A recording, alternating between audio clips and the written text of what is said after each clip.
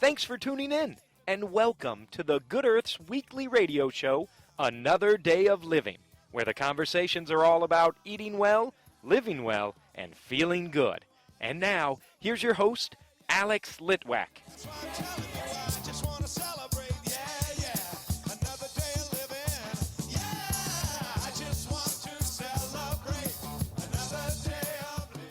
Visiting with me today is wandering herbalist Trish Mira. Hi, Trish. Hi, Alex. So good to visit with you today. Happy New Year. Happy New Year to you. So we're doing a lot of talking about how to get this new year off to a good start. And we discussed a couple of ideas, and one of the key ones that we've never talked about is how to help your liver function its best. Yeah, the liver comes up a lot this time of year, right after the holidays, right after New Year's. People make jokes about how much they've put their livers through. But as people start off the new year and they're usually trying to do some nicer things for themselves, just looking at some liver support is a really good idea because it is such an important organ. How do you know if your liver is not functioning well? If you're having a hard time digesting alcohol or fatty foods, or if you're feeling a little less tolerant than normal, if those things are creating digestive issues, just a slowing of your constitution. So if you're a little bit constipated, you know that we can never have me on the show without talking about the movement of your digestive tract, or skin issues, which is the other thing to look out for. Old herbal adage is that your skin deals with what your liver is unable to, and so your liver kind of sends things out that are still in the bloodstream to the skin in order to deal with them if it's not moving well. So if you're having some skin issues, you're not sure where they're coming from, they're not from your laundry soap or something like that, it's generally good to look in the direction of your liver and just say, hey, my liver needs some more support because I'm seeing some skin issues come up. Your liver is a detox organ. Mm-hmm. And so what your liver's not detoxing, I guess, is coming out in your skin then. It is. And I mean, because your skin is also an organ of elimination. It's just not as thorough as the liver. The liver is cleansing your blood. It's doing amazing work all the time. We're throwing all kinds of stuff at it. So like with all other body support questions and organ support, proper sleep is a huge deal. Your liver does a lot of work at night when the digestive system ideally is not working because you've eaten early enough that you're not laying down with a full stomach. So that's one of the first things that you can do to help your liver out is eat your dinner a little bit earlier so that food can get a little bit lower in your system. Then your liver is free to do the blood cleansing work that it so desperately needs to do. So some of the stuff to help with liver, like before you do the crazy big cleanse, is to just look at some basic practices that are going to help support your liver in a way that doesn't require buying lots of expensive products or causing lots of big shifts in your dietary habits. I like to eat with white-haired people because they eat early. I'm really good at that. Yeah, I've taken to that periodically, and I find my daughter eats food at school so early. Her lunchtime is so early in the day that by the time she gets home at like 4:30, she's ready for dinner. So as long as we don't do a Hobbit second dinner, later, much later, right, then we're all good. Right. The 8 C's. The 8 C's, right. Exactly. All right. So what are some of the herbs that are good to support your liver? The main body of herbs that are known for liver help are called bitters. If you've seen on shelves recently, bitters have kind of come back in style.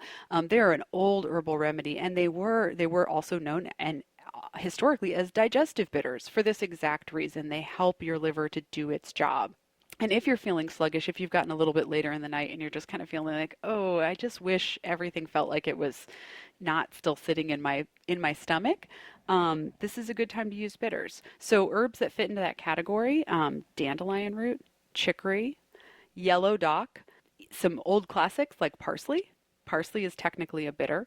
Even peppermint, which we don't always think of as being a bitter, but it helps with that same digestive issue. It helps to promote secretion of bile from the liver to go onto that food to help everything keep on moving down the track. Milk thistle, which is not technically a bitter, but the seed of the milk thistle plant is known for its great ability to both help in supporting the liver and to help the liver to rebuild its own tissue.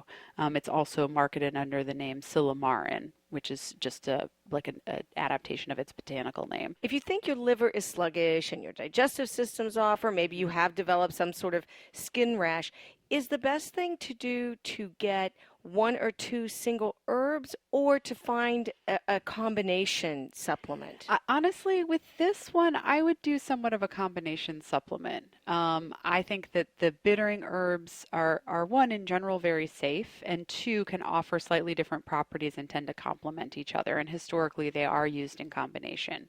And I would take them, I think taking them in warm water is a good approach, whether you're taking it as a pre-prepared bitters, which are made kind of like a tincture. So ironically, there is alcohol in bitters, and in this application, that's just fine. You're not drinking it in a quantity that hurts anything, and you get more of its solvent action, which is beneficial. And there are some supplements that are out there that are capsules that have all these herbs that you can take on a daily basis that seem to be gentle enough to take over an extended period of time. Yes, there are definitely blends, and I would go with the ones that are designed to be taken over a regular basis rather than as an intense cleanse. And when you think about it, we are regularly putting our liver through quite a bit. So taking on some practices that you can continuously use rather than hit them hard once big purge, I think is the better approach. I think it's also kinder to your liver and could help with not throwing off your balance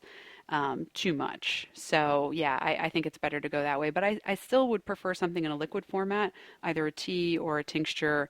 I think that is going to be brought into your liver a little bit better. We shall declare 2016 the year of be kind to your liver. Yes, in moderation. Trish, as always, thank you. Thank you, Alex. Well, let me tell you about the way she looked, the way she acted, the color of her hair. Her voice was soft and cool, her eyes were clear and bright, but she's not there. It's the Good Earth's 45th year of providing organic foods, high-quality supplements, toxin-free body care products, therapeutic herbs, cooking spices, herbal teas, healthy shoes, and more. With over 20,000 items packed into a lively house in Broad Ripple, the knowledgeable staff is there to help you find just what you need. The Good Earth is open Monday through Saturday, 9 a.m. to 8 p.m., and Sundays 11 a.m. to 6 p.m. They can be found on the web at good-earth.com. Please don't bother trying to find her, she's not there. Well, let me tell you about the way she looked, the way she acted, the color of her hair. Her voice was soft and cool, her eyes were clear and bright, but she's not there.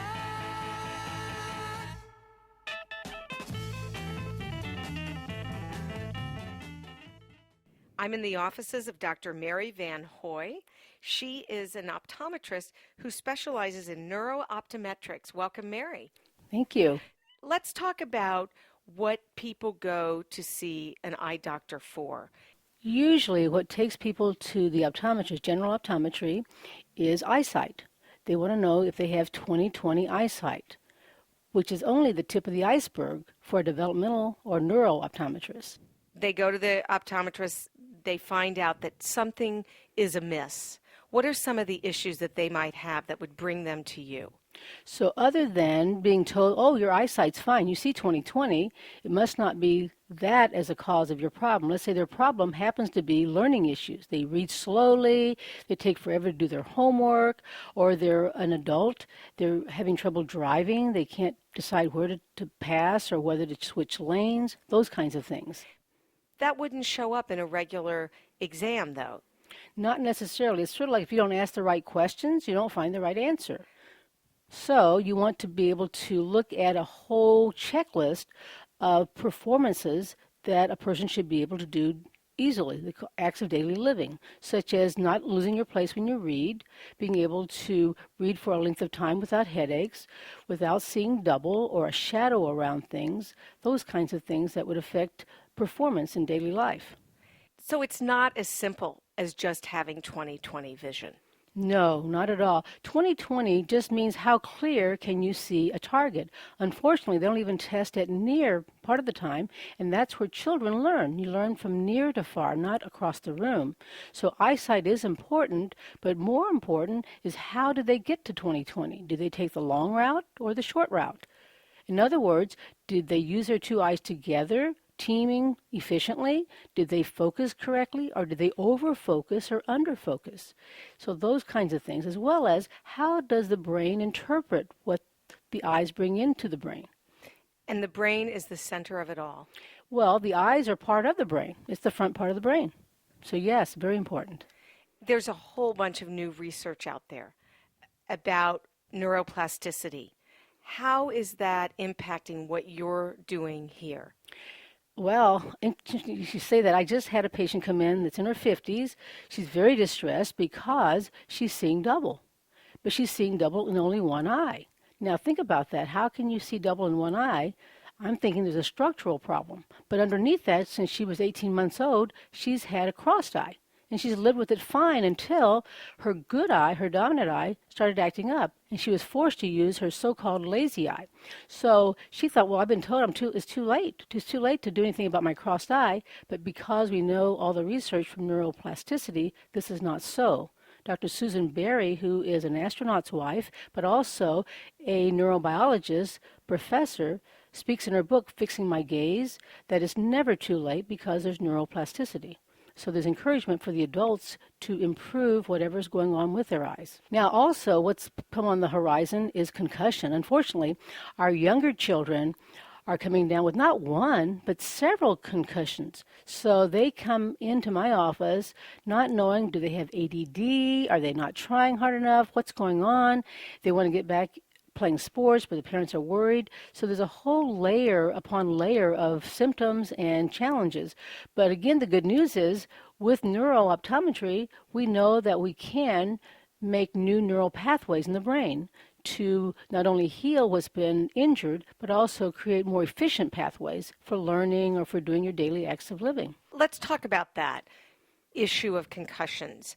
And obviously, you're working with some kids. What kind of symptoms are they coming in with, and then what are you doing with them? Number one, they're having headaches, persistent headaches.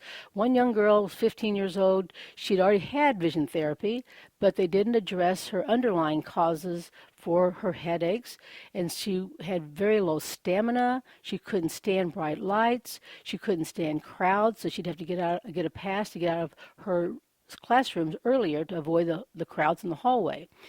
She came into me, I looked at her, I gave her what's called optometric syntonic phototherapy. This is an interesting treatment that was actually designed in the 1930s by Harry Riley Spittler. Dr. Riley, being an optometrist as well as a physician, said, let's go through the pupils and access the blood supply that way. So that was what became syntonic optometry. So I use specific wavelengths of light through the eyes, not as the eye being the endpoint, but the eyes will carry that nerve signal to the hypothalamic area of the brain, the midbrain, and it will cause the brain to balance the nervous system. So that oftentimes when you've had trauma to the brain, such as concussion or an auto accident or stroke, you have what's called non-pathological tunnel vision or a constricted visual field. It's like seeing through a little pinhole. So you bob your head around when you read, you run into things. So with light therapy, we can expand the functional visual field and allow the brain and the eyes to work more efficiently. Secondly, I use something called the Beamer, which is a new instrument from Germany. It's been around for about 16 years, but in the U.S. just recently, and it increases the microcirculation of the body, such that in the cellular level, toxins are removed more efficiently while nutrients are delivered at the cellular level. How does it do that? It uses electromagnetic frequency, like a pulsation. You don't feel it, but you can probe and know that it's on.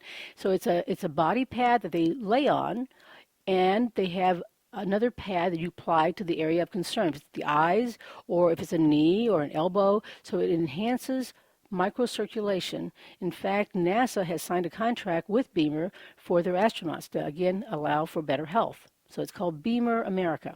Aren't you fascinated by this technology that's coming down the pike? Well, that's why I've been practicing for 40-some years, but it's never old. It's never same old, same old. One of the jokes in optometry is which is better, one or two? They fall asleep. So in neurooptometry, that's not the case. When you think you know it all, the next patient will come in and humble you because every patient is unique.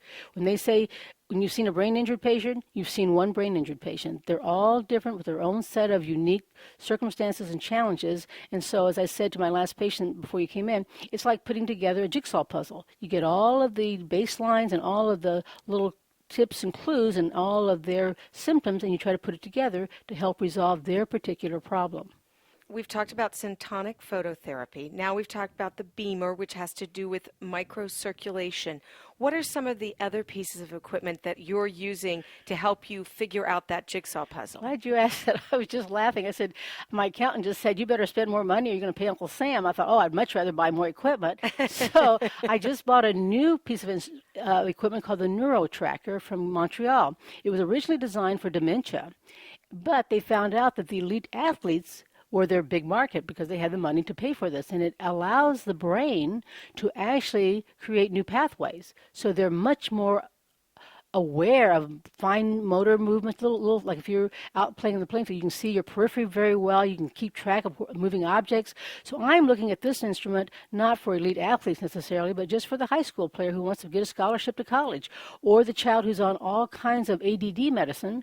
If I can improve their attention span and consistently keep that attention span, they may either lower or decrease or eliminate medication, which has side effects. So I'm really excited about this. My patients love it because there's no homework. They just sit and have a treatment and they go home. So I'm getting ready to launch that this year. It's called the Neuro Tracker. Another thing that's very exciting, especially for adults or those who thought they were too old, is an Oculus Rift designed machine. It's a 3D virtual reality. It was mentioned in Time magazine this summer, using virtual reality to create an environment so the lazy eye can participate along with the more dominant eye to regain two-eyed vision or binocular function again. So I'm really excited about the Oculus Rift that's called See Vividly. It's the name of the company.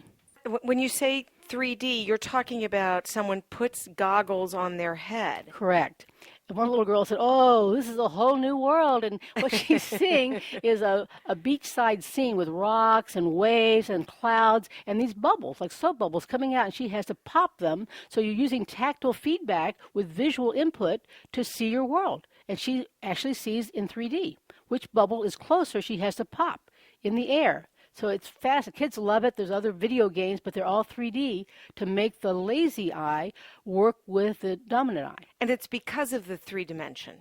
Yes, and also being able to weight the target so that the previously lazy eye is the one that gets more input. So it's like changing the channels to give it a stronger drive to the lazy eye. And it was designed by a gentleman named James Blaha, who had 2 or 3 muscle surgeries, had a crossed eye, he wore a patch, he had vision therapy, but he still didn't have depth perception. And that's why he wanted to create this software to allow you to learn how to use the 2 eyes to allow for depth perception, which is the highest level of binocular function, is seeing 3D. You must have such a great time when someone comes in and you put all those pieces of the puzzle together and help them see well. Well, it is fun. A long time ago, when I was still in the Army, I picked up a Celestial seasoning tea bag, and it's like the Chinese fortune cookie, and it said, may the work you do be the play you love. And that's what we do. Vision therapy optometrists all go to the toy stores with their red-green glasses to see what new toy might work in their therapy room. So we have high-tech things and we have ordinary things that can be applied to improve eyesight, but also vision function, which is 2-eyed vision. How early can a child come to you? Glad you asked that. There's actually a program that's nationwide called Infant C. It's Infant SEE, and it's sponsored by the American Optometric Association and Johnson & Johnson. And that program is for babies 6 months to 12 months. And the purpose is to try to find out early, are there problems between the 2 eyes? Is there a potential problem visually that might hinder the child's development? So that's a free exam through any of the participating American Optometric Association doctors. So it's called Infant C. As early as birth they can come in, but we start seeing them very seriously at age 6 months when things are more stable anatomically. I've interviewed several osteopaths who've talked about birth trauma, and it sounds like it's rare that an infant doesn't experience some level of trauma just being birthed into this world. There is. Now, sometimes the cord around their neck, or they've been wedged somehow in the mother's wombs, and because the mother will say, why is this left eye so much worse than the right eye? I said, well, maybe they didn't get enough oxygen or enough blood supply to that eye, so it's smaller. It's more farsighted than the fellow eye. So it could be those kinds of things. Some children are delivered by C-section. They didn't go through the birth canal. So they may have trouble with what we call retained primitive reflexes, which is why a lot of neuro-optometrists work very closely with OTs and PTs, because it's not just one person, it's a team approach to look at the whole person. So retained primitive reflexes can cause inattention, poor coordination, poor handwriting. So that's another issue that could be related to the birth process. When a kid or an adult is coming here and you figure out what therapy they may need, that's not a one-time thing. We're talking a series. Correct. It's a commitment. And I said not only financially, but time. I mean, look at our busy schedules. Children are going to ballet, they're going to soccer, they're having piano lessons, violin lessons. How do you put this in perspective? And I always tell parents, I sympathize. I've had 2 children, both of whom went through vision therapy, of course, but it's a matter of priorities. If you can get the visual system at its highest level of efficiency, you might have a scholarship to college. That child may have huge boost in their self-esteem. They're not stupid. They can handle work just like their classmates around them. So I look at, what's practical. And they can come once a week. They can come twice a week. They can come every other week. We try to tailor it, but they have to be consistent. It's like learning a new skill. You don't just go take piano lessons and then you're a virtuoso. You have to do the practice. You have to build those new pathways, and that's through repetition with specific activities. If you're going to get good at anything, practice is essential. As long as you're doing the right thing. Yes, like practicing bad eating habits would not be good. No, not be good at all. I want to understand if there are certain medical conditions related to the eye that a traditional eye doctor might say, well, we need to do surgery. And that person might come to you and you would say, oh, no, there's another way. Does that happen? That does happen. And so, I guess it would be ironically, there's 2 camps. There's ophthalmology and optometry. We're friends when it comes to co-managing cataracts, macular degeneration, retinal problems. We're on the same page. But for some reason, our paths split when it came to functional care. And when I say ironic is that strabismus or orthoptic therapy, which is vision therapy, came from the ophthalmologist, because the story went the ophthalmologist operated on his cousin eye muscle because of a crossed eye, and the eyes were still crossed. They weren't lined up. Must not be in the eye muscle, must be in your brain. So let's do eye exercises. Remember, the eye ball is part of the brain, so we have to teach the brain how to control those eye muscles. So I would say, unless it was severely crossed, and even then I'm not sure I would still give my blessing on surgery.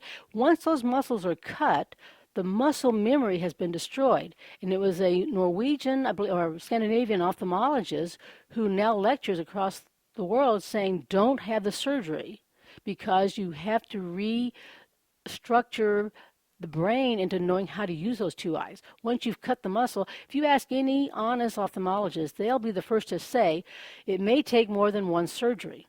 So it's kind of a guessing game. And even with our high tech, I have more people coming to me saying, okay, I've had 3 muscle surgeries, I've had it. What else can you do for me? It's always harder to fix something once it's been cut. It can be done, but it's more challenging. So I always say, let's give vision therapy a try first. You can always go back to surgery. Or sometimes we do surgery in conjunction, but so far it's not been a very good batting average. When I've had people who've been to vision therapy and they weren't progressing fast enough, parents want to go ahead and do the shortcut. Let's do the surgery, line it up. Cosmetically, they may be straight, but functionally they're not. Parents are always aghast when I put on red-green glasses and the child only sees the red target or only the green target, or they see 5 targets instead of 4, meaning they're seeing double. So no, just because they look straight doesn't mean they function as 2-eyed individuals.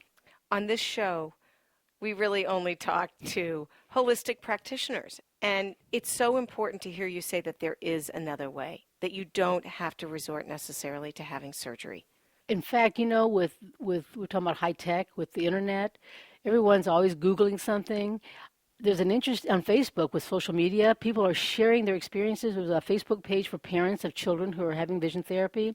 There's another, I think it's a Facebook page by a young man, a young adult in Belgium, and he couldn't afford vision therapy, so he posted on his Facebook page, anyone have any ideas for my crossed eye? I had to drop out of college. I was seeing double. I can't do this. So there are other resources. The one that I like to have people look at is a covd.org.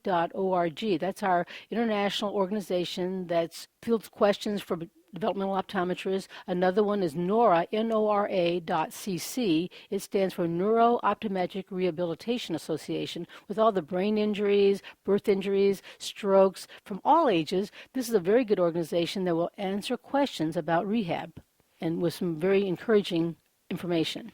Let's run through the list of potential symptoms someone might have where they could say, oh, I need to go to see a neurooptometric doctor. First would be, I have 20/20 eyesight, and they keep saying I'm okay visually. Don't believe it. Do you get tired when you read? Do you have trouble with bright lights? Do you have trouble following, especially on a computer? All our children are doing computer-generated tests. It's scary, and having to circle the bubble. So if they lose their place on a computer, if they have trouble getting their work done, they have trouble copying from far to near, such as board to paper, or for adult, you're looking in a lecture and you can't go back and forth from the screen to your notes. Those would be key. But generally headaches, double vision, light sensitivity, squirming in their seat if they're a child, handwriting is poor. Look at those kinds of things to rule out vision. What's your oldest patient? My oldest patient is probably in her 80s. A stroke, and again, we give them hope because even though it's not perfect, we're saying, yes, we can still help you. If you cooperate with me, I'll cooperate with you, and we'll try our best. Dr. VanHoy, if someone would like to reach you, what's your website? www.eyes, plural, the number 4, wellness.com, WELLNESS. eyesforwellness.com. I love learning about all these new things. I love your talk about neuroplasticity and your ability to help people even when they've been told maybe, they cannot be helped. So, Dr. VanHoy, thank you. Thanks for being on the show. Enjoyed it. Well, I can't be bothered with sorrow, and I can't be bothered with hate, no, no. I'm using up my time for feeling fine every day, yeah. That's why I'm telling you, I just want to celebrate. That's our show. We hope you'll like us on Facebook, and remember that all of our shows are archived at anotherdayofliving.com. Thanks so much for tuning in. This is Alex Litwack. Have a great week. The happiest half hour of your day has been brought to you by the Good Earth Natural Food Company, keeping Indy healthy since 1971.